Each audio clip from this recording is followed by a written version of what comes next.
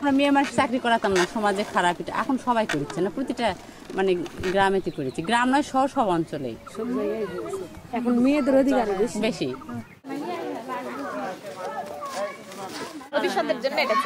আমরা যেভাবে মৌলিক চাহিদা সবটা পূরণ করতে পারিনি, হয়তো অর্থের কারণ, যে কোনো কারণ।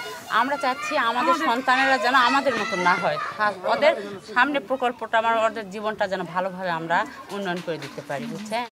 নারী ও পুরুষ হয়নি, কিন্তু হবে।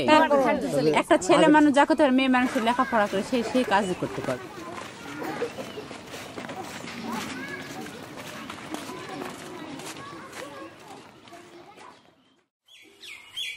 Missionsföreningen Såningsmannen